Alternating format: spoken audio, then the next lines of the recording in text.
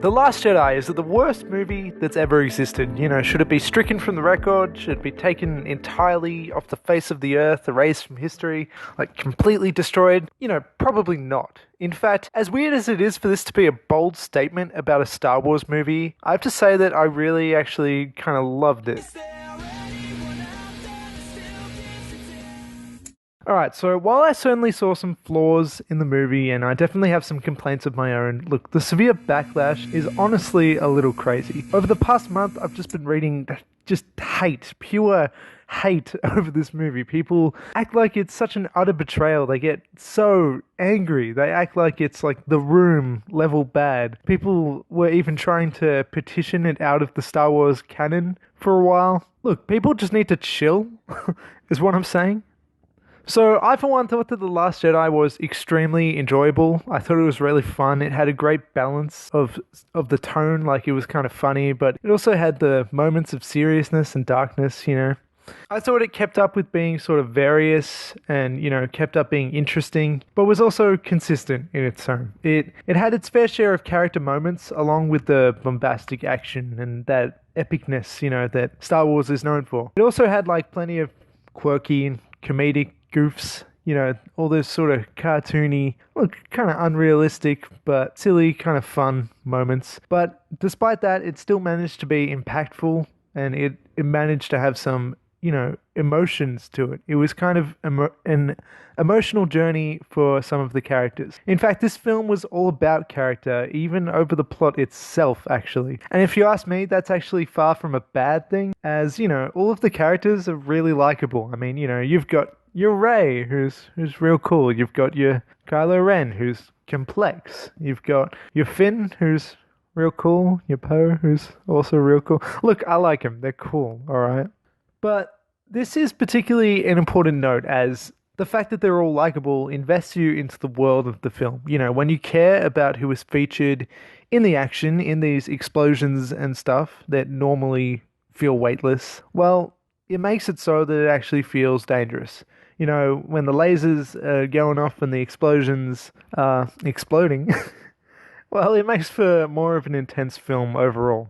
Not every character feels safe at all times throughout, and I think that this may largely be due to how many characters there are in general as well, because you know that they could afford to, like, off one or two of them, like, at any point if need be. So when a character does seem to be in a helpless situation, it just may turn out to be exactly as it seems. There might not be any surprise kind of way out. They might not, you know, magically just survive this, which I think is great, even if noteworthy characters aren't dying in every second scene and often are getting out of these dangerous situations magically or whatever. You at least feel like that maybe they could die, or at least I did anyway. So relevant to the action of The Last Jedi, I just have to make a comment about its special effects. They were amazing. They were immersive, and the whole film was full of just beautiful imagery throughout.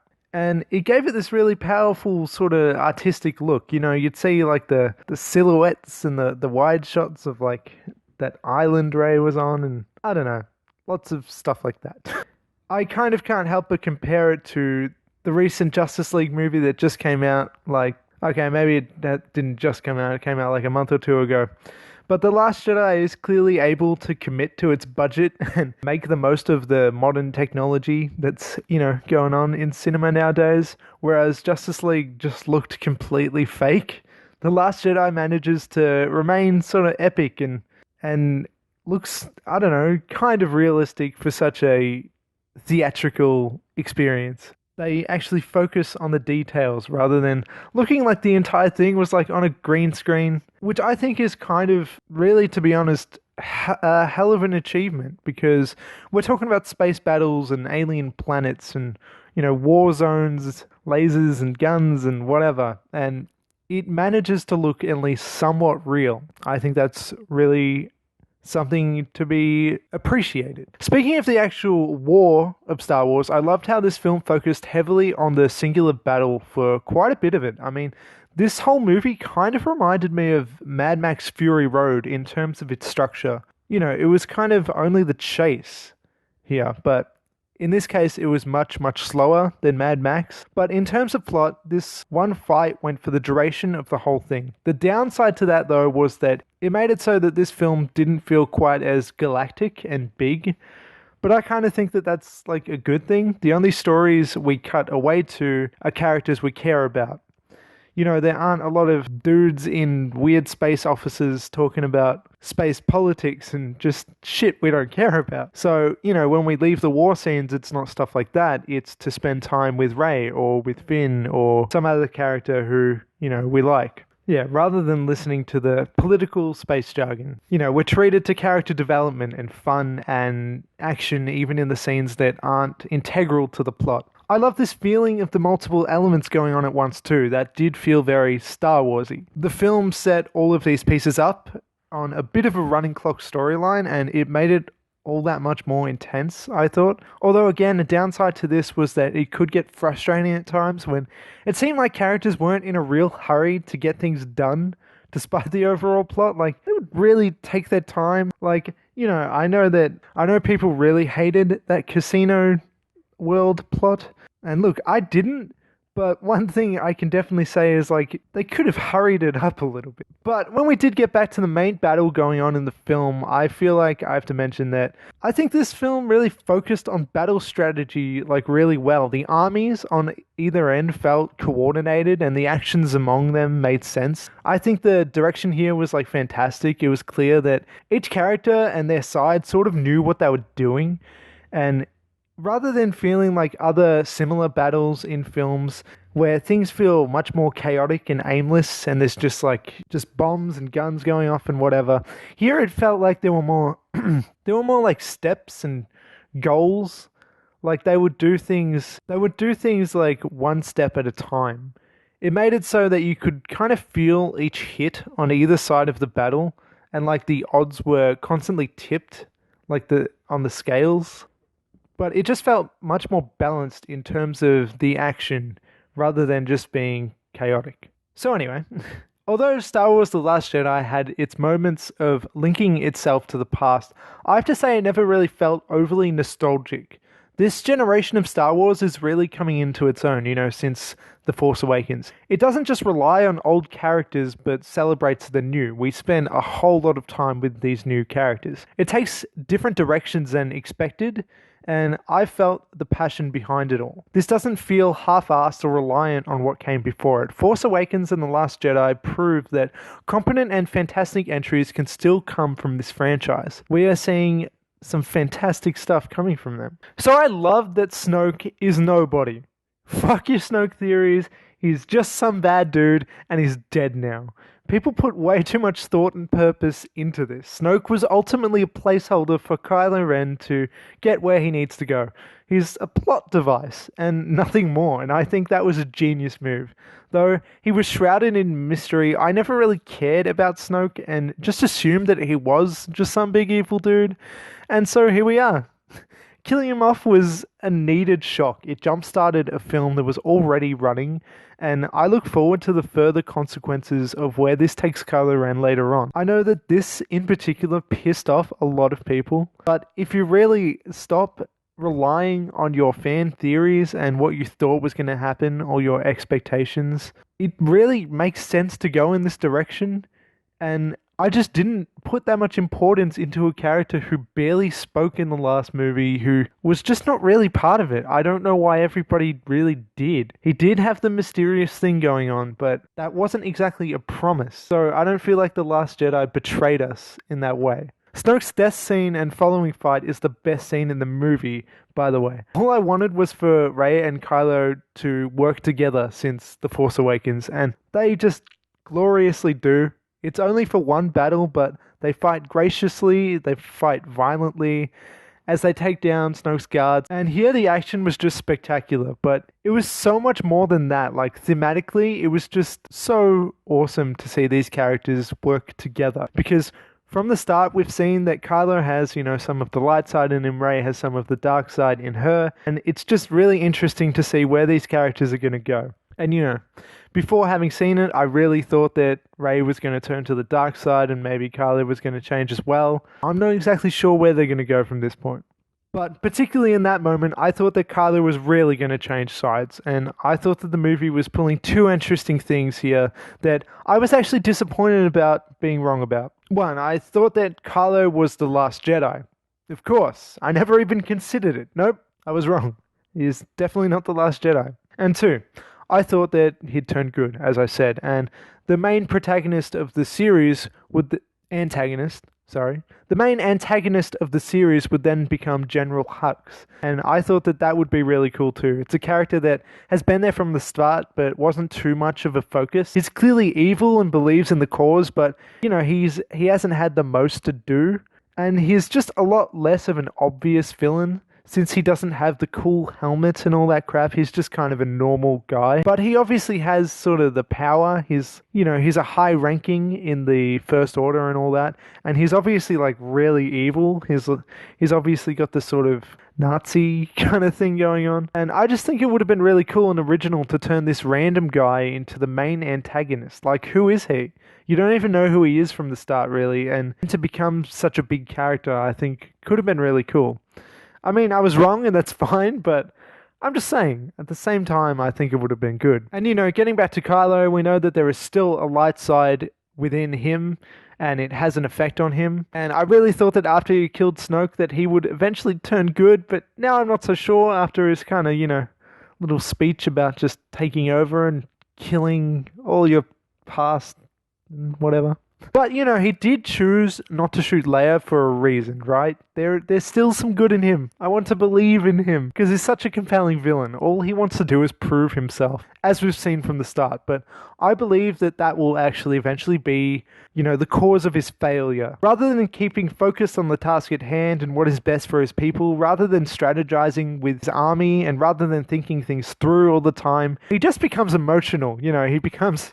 Look, a bit of a bitch. When things get personal, Kylo basically becomes a child, having a temper tantrum. He smashes things, he yells, and, you know, he just must do what he wants to do. There is no other option for him. So rather than doing what he might actually should, you know, what might actually give him an advantage, he instead shoots the shit out of Luke Skywalker at the first chance he can get later in the film. And I think that that will eventually come back to him for sure. Kylo is just hungry for power. Too much so, if you ask me. And I guess if you ask everybody else, that's not exactly a subtle theme of the movie. His motivation did feel a bit muddled, though, in this movie, I thought, at first glance. His approach for simply just wanting to kill old stuff was a bit off for me, but in retrospect, I actually really like his argument. His weaknesses are the things that he holds on to. And that's a big theme for this series as well, because Rey definitely holds on to her past as well.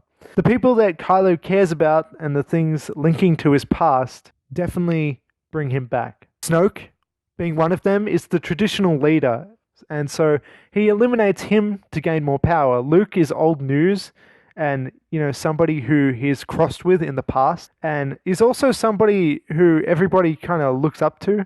So killing him for revenge and also out of sheer proof that he could made a lot of sense for the character too. Kylo is kind of Shakespearean in that way, and I love the tragedy of his character. Although, you know, I can't help but find the irony in the desire to kill the old, while the film kills off all of the old characters one by one. You know, embrace the new. I guess Disney and Kylo think alike.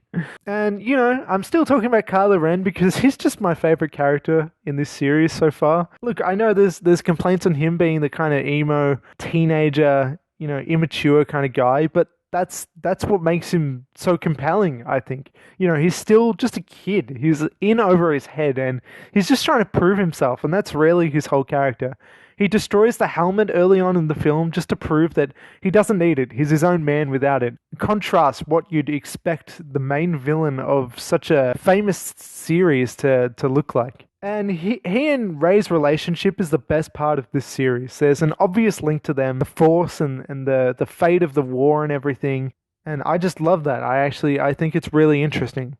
Okay, so enough talking about freaking Kylo Ren, okay? Speaking of that, let's get to talking about Rey. Her progression throughout this series has been interesting, and I think she's really likable as a character. I love the fact that she clearly has a darkness to her too, though, and how Kylo and her are sort of like yin and yang to each other.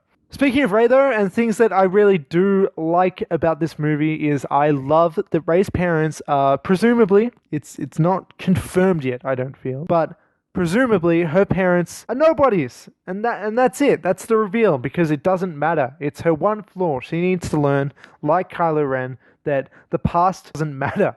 Her parents don't matter, and she can be who she is without them. Like, she's gotten this far. She's been the main character of 2 action movies. You know, she's obviously held her own in these films. It doesn't matter who her parents are. Like, she needs to learn that. I absolutely love that, as far as we know, they are nobody. I think it was definitely a great misdirect, and I understand why some people would be angry about it, but I also am just so happy that finally we have a character who's just not somebody, sort of, in terms of being part of a family, being related to somebody, something like that. And like, kind of once you think about it, I mean, you know, when you're watching the original or when you're watching any movie, like, characters are just who they are. They don't need to be related to everybody else. When you watch, I don't know, John Wick or something, like, who's John Wick? He's not related to John McClane or something. He is John Wick, and that's all you need. She is Rey. That's it. That's all that matters. One thing that I did find weird about her story in this one, though, is that she was away for like heaps of the main kind of plot, which is kind of a minor issue that I have with The Empire Strikes Back as well. Like, without the main hero being part of the big fight for a lot of the time, it makes you wonder how important that fight actually is. Like, shouldn't Rey be doing more to help? Maybe that's a weird complaint, but that's just kind of what I thought for a bit of it. And another thing that I do have to talk about regarding the plot, things I don't like that much, is that not a lot actually happens in this movie. Like, there are obviously a lot of events and, you know, some big things do happen, like the deaths of certain characters and stuff. But when you're talking about the actual progression of the actual war, the actual Star Wars and everything, both sides end up in pretty much the same situation as where they begun.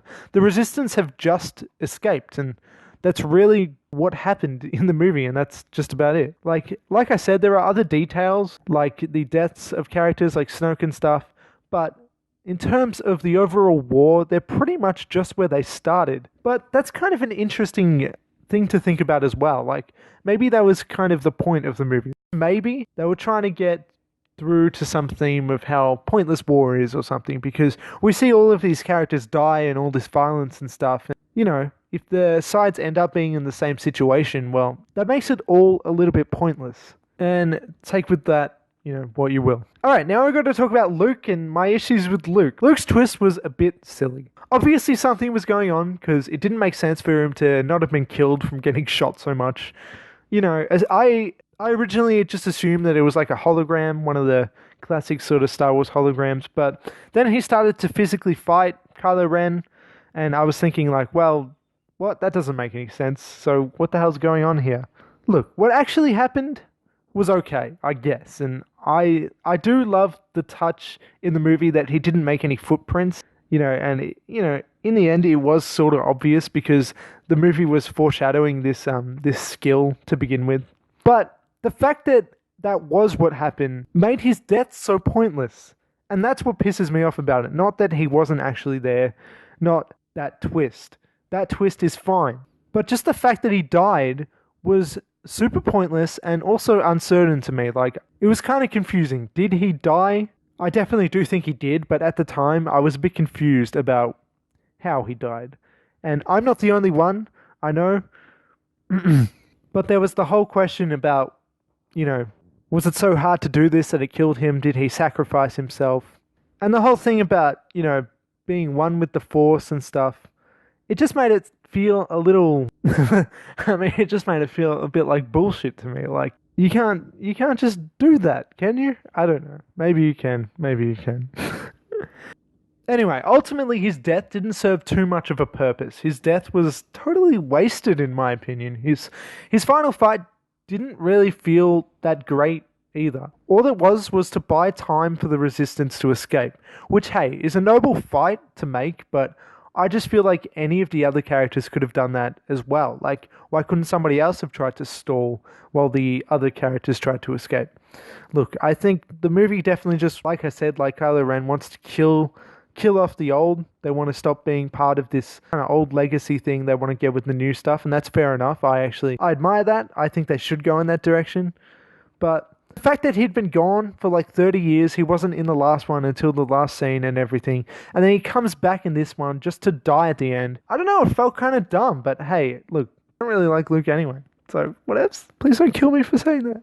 The fact that he died so quickly, though, made it so that the Force Awakens plot is so cheapened, because that whole time in that movie, they're looking for this map to get to Luke. You know, only for him to die, like, what, a week later or something? Like, however long The Last Jedi ends after The Force Awakens. He just doesn't feel as important as I think the movie wants him to be. I never really bought into him being the answer to saving the world, because, look, he's just one guy. He was never going to win the war alone.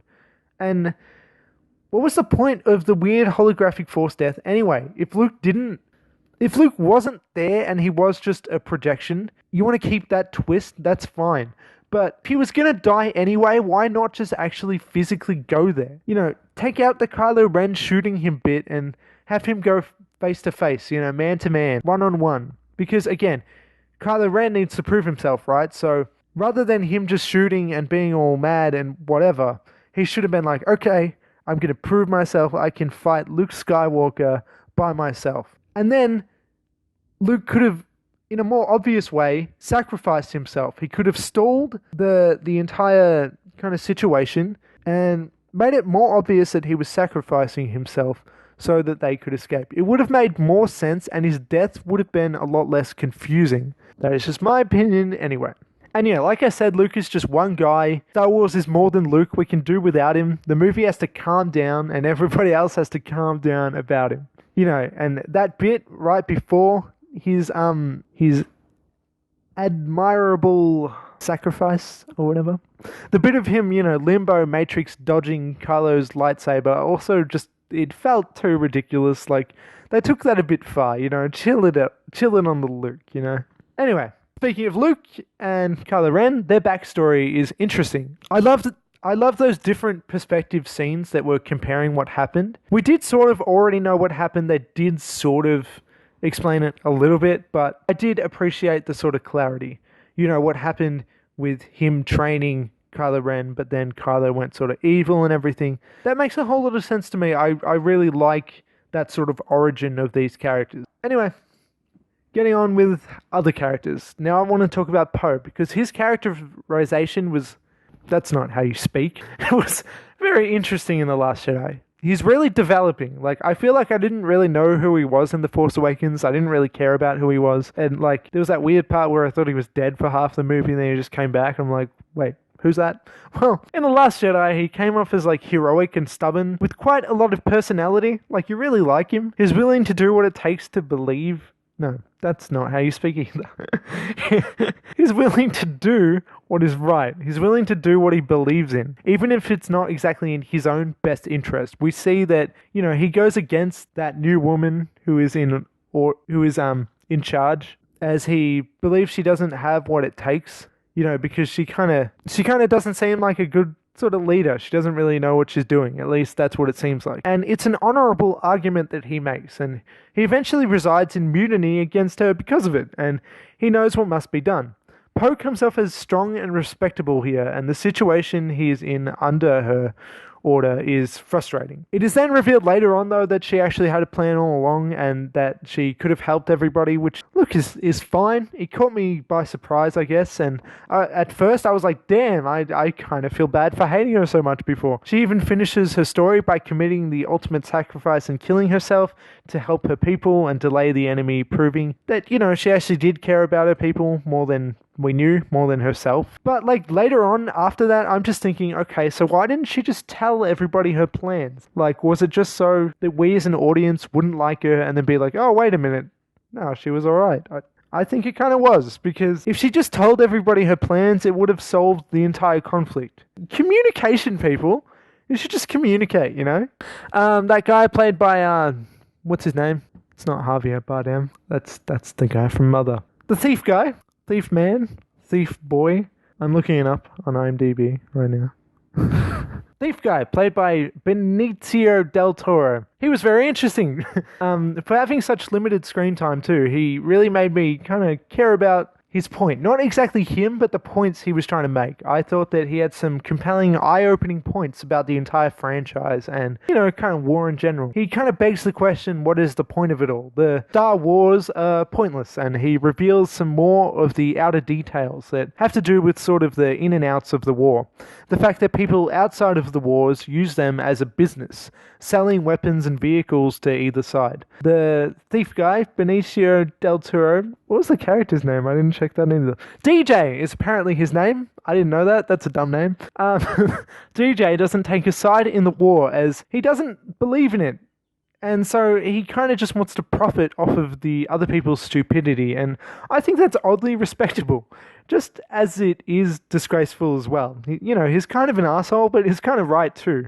War is dumb, But his point did make me think about the Star Wars on a galactic scale. This and the planet that Finn and Rose visit had me asking, how big are the battles that occur in these movies? How many planets are actually affected by these, Star Wars? In every other movie before, it felt universal. It felt like everybody in this entire world affected. It was a be-all and end-all kind of thing. The Last Jedi, though, made it feel smaller. It felt like it was just these two smaller sort of sides in this universe fighting, with many planets having no stakes or interest in the matter at all. Rather than it being like a world war, off of Earth, it's kind of just like two countries fighting and nobody else interfering. This was one thing that seemed a bit off to me, and it kind of felt a bit inconsistent with the series. So maybe that's just the weird way that I interpreted it.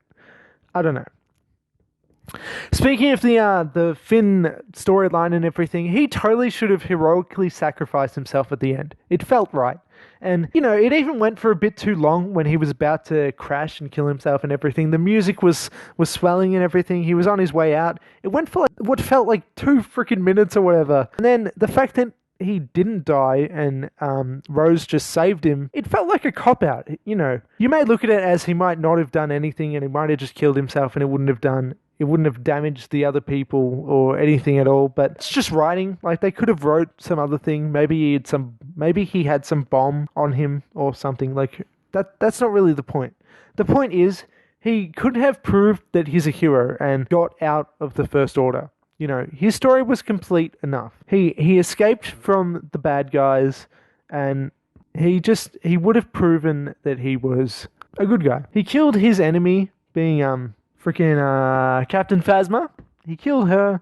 I just felt like his story was finished. But that being said, I'm kind of happy he didn't die either, because I do like him. He's one of my favorite characters in this series, so whatever, that's fine. And I guess he did still prove that he was a hero, because he was going to sacrifice himself, I guess with the intent.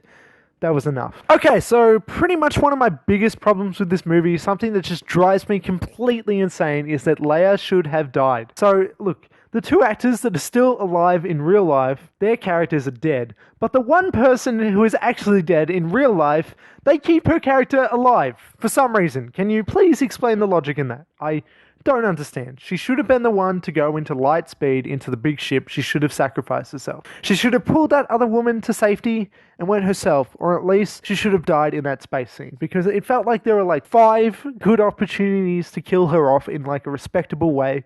It would have been a respectable end to the character, but instead they kept her alive, and now they've just fucked themselves for the next movie. I don't understand. Either she's just gonna not be in it, like people have said, she's just gonna be in the opening text thing saying that she's dead or she's not there or something, or she's just not gonna be there at all. Like, which would be even worse, I think. Or they would CGI her, but I think they've already confirmed that they're not gonna do that or something. I don't know. But there were at least 2 perfect moment for her to have died in a respectable, really good and heroic way, but she came back in a very stupid way too. And it was just, I couldn't buy the impossibility. I couldn't buy into it at all. Like, yes, we knew that, yes, she was vaguely force sensitive, but come on. Her freaking Superman thing back into the ship was a bit far, nah? And lastly, I just want to talk about the child at the end that we see in the last shot. pulling the little broom with his force powers or whatever. I don't think this is anybody significant. I don't think that this is going to be a big character. I kind of hope not as well. But with the whole Leia thing, it does seem like that the movie might time skip to kind of explain why she's not there. The next one may skip another few years or something, and this kid could be older and could be featured in it. I don't know. But I hope not. I think that the point of this character, I put character lightly there, the point of showing the kid at the end was just to show that there was still hope and just to show that there was a possibility of future Jedi. And that, in response to the title of the movie, there is no Last Jedi. This wasn't the last of the Jedi. And, there is still Jedi.